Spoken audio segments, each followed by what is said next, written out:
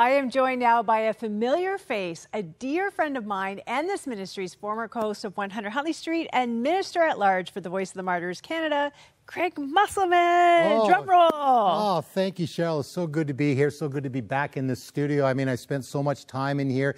I slept in the green room as I traveled back and forth from Alberta to Burlington, Ontario. But it's great to be here. Great to see you again, too. Well, we miss you, and it's great to have you back. And we're here talking about a book you just wrote, From the Sidelines to the Frontlines. And that's a bit of an autobiography, a little bit of your stories around the world.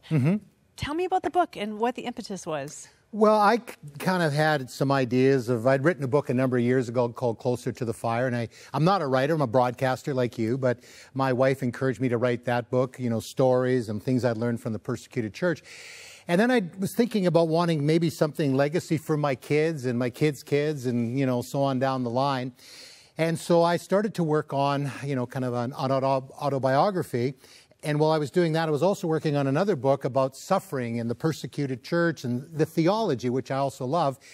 And Floyd Brobel, our mutual friend, the CEO of the Voice of the Martyrs Canada, and some of the other leaders just said, why don't you combine, you know, kind of your story and how, you know, you got involved with the persecuted church and then the influence, you know, of all the people that I met over the years. And so I just started to put it together, and I had to cut a lot out because I was getting very detailed about kind of my life. But it was really exciting, though, Cheryl, to look back and to see how God was working in my life even before I knew him, how he's preparing me for what I'm doing today. It's amazing to read that and just see, you know, like your intentions and then how things changed and where God led you, and so much faithfulness there in your life. I have to say, you actually, a lot of people may not know this. They might know you from the show here, but they may not know that you didn't really grow up in a Christian per se, like family, committed Christian family. No, I didn't. And it's interesting because we both kind of have some Lutheran background. You know, I was a kid, but, you know, when I was like 10 or 11, I stopped going. My parents weren't going.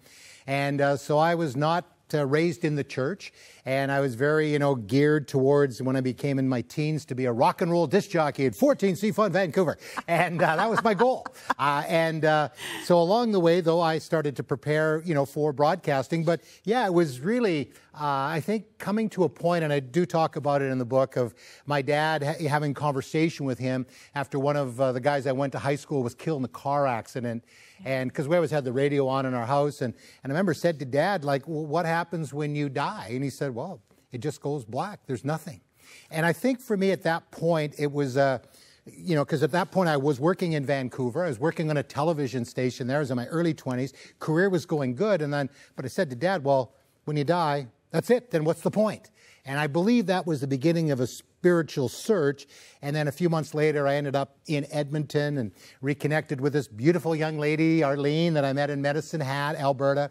And we got together, and she was in church, and then she stopped going to church, and I was interested in church. And then the guy that I was working with, the anchorman of the TV station ITV in Edmonton, which aired 100 Huntley Street for many, many years, Doug Main, and he was a born-again Christian, and the Lord just put people around my life that I could ask questions to.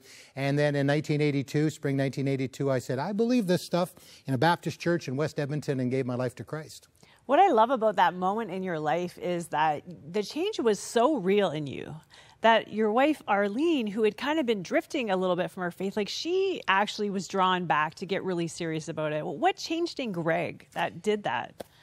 All I can say is it was the Lord. It was the Holy Spirit that just really changed me. Arlene will remind me that before I became a Christian, I used some rather colorful language. And I go, I can't imagine those would, you know. But I think what she said that was radical change in me. That my whole, even my countenance, I guess, changed, and my whole attitude. I mean, I still had a long way to go, Cheryl. I was far from, you know, totally sanctified. I'm still in that process. I was going to say, you've arrived now, right? Yeah, oh, yeah, right. Ask Arlene, she'll tell you. All right. But I think the thing was, though, that it was so real, and all of a sudden there's this, it just changes. Anybody, you know, watching, if you've not made that decision, I encourage you to do that. For those that have, it just changes your whole perspective. All of a sudden you think, well, when I die, that's it, to going, there's a place called eternity. And then all of a sudden, career goals and all those kinds of things become less important and wanting to serve the Lord. So, just 5 years after I had come to Christ, I left my job at ITV. I mean, I was covering the Edmonton Oilers. Oh. They were winning the Stanley Cups. Those were the days. And they haven't won since I left. I don't know if there's any correlation. They've been close a couple of times. But it was really the heyday of sports. And so I left, and I wanted to become, on Christian television. And 100 Huntley Street used to air on ITV, and I used to see David Maines on there, and Norma Jean, and the rest of the people there.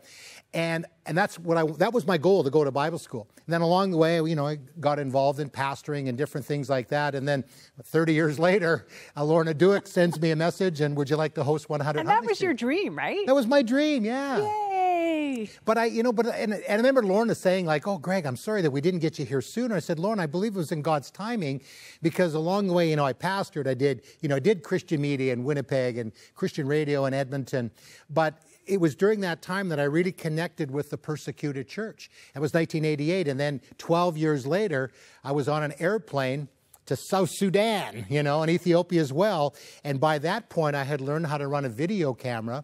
And I was invited here on 100 Huntley Street to share the stories of the persecuted church. And, so I think the timing was good. And, even as we're in the green room here, I remember that day, I may get emotional, but when David Maines, and of course he was near the end of his life at that point, he was very sick, but he had prayed for me. And I remember Lorna sharing with me one day that David was impressed and how I was hosting the show, and because he was really, one of my spiritual heroes, and to be in part of this ministry was just a part of it. And then, as we were able to bring 100 Huntley Street and the voice of the Martyrs, and some of the guys that are here in the studio, we traveled together, you and I and Maggie John and our A-team, as I like to call them, to the Middle East, and then we also were in Colombia, and so it's just been wonderful, and it's kind of gone full circle in some ways, but I still think there's a little bit way to go here. I love those memories, and I remember interviewing you. Gosh, it had to be like 2003. I did a story on you for 100 Huntley Street. Yeah, I was just new to VOM. You were new to VOM. You were just starting to travel the world, and I called you the James Bond of the mission field or something. Did you love that or what? Yeah, I'll go with that, or the Raiders of the Lost Ark guy or whatever, When you see the journey God had you on, radio and pastoring and broadcasting and Huntley Street and now Voice of the Martyrs again and teaching on the persecuted church now, is something that you do about suffering and helping the persecuted church to understand, like, how do they find God? Who is God to them? Yeah. What are your reflections on how God leads and the story he writes for your life? Well, I think one of the things that I encourage us all to do this, you or anybody, is to write out your story. And then you see how God takes you along the way. When I was in high school, you might find this hard to believe, in grade 11, and we had to stand up and read. 30 students or so, I was the worst. I could not concentrate. I was so nervous. I got fired from my first radio job because I got in Weyburn, Saskatchewan, and because I would get nervous. And I would read the news, and I would stumble around, and I got fired. Now, fortunately, I got a job in Regina as an all-night country and western disc jockey, and that was interesting. And how I gained confidence, and then eventually, into sportscasting. And now being in a studio is different than being in front of people, and that was very nerve-wracking. Yeah. But again, I look at the journey and how that I thought I was making decisions for Greg and Greg's career, but the Lord is behind the scenes, and I think as I would go into the ditch, he would pull me out, and even in ministry, when I've made some not great decisions, and yet he was still there. And it's like, in Romans 8:28, I know we quote that a lot on this show in interviews, and many that I did here, is that he works all things together for good to those that love him and are called, according to his purposes, because he loves us. He cares about it. And to know that he was always involved in my life and still is, it's actually amazing when I think about it. It has been amazing to watch your journey all these years. And I think, one thing we share is that passion for the persecuted church and being a voice for them. Now, you've been able to do that in all kinds of places around the world. Just thinking, what is one of the most impactful stories you've ever covered? I get asked that a lot, and there's like 20, 30, 40, 100 maybe.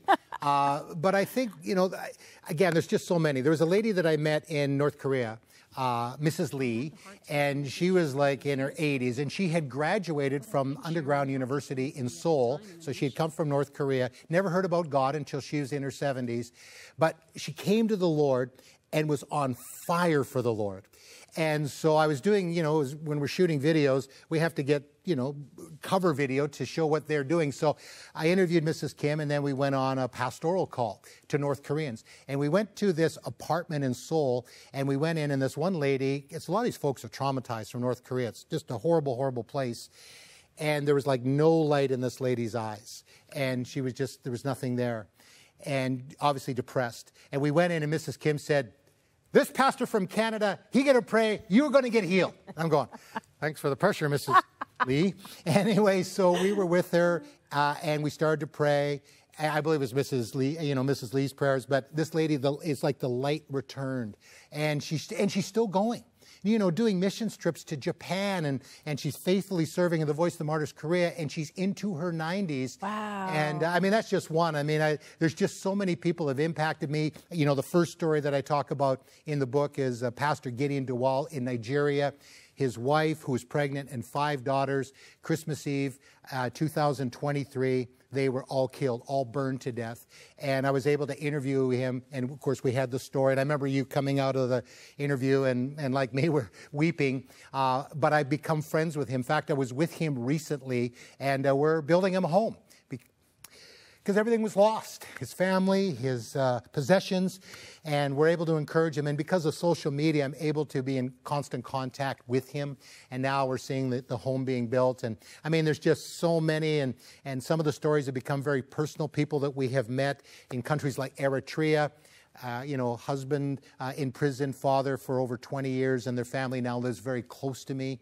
I couldn't tell that full story because of some security issues, but there's so many, Cheryl, and once you get me going, I can't stop, because I got to tell that one. But there's just been a lot of, and they've so inspired me in my faith. I know, I want to go through them all too, but we're running out of time. So I just want to ask you, I think that issue of suffering is really hard for us here in the West. Yeah. We're not threatened with death for following Jesus.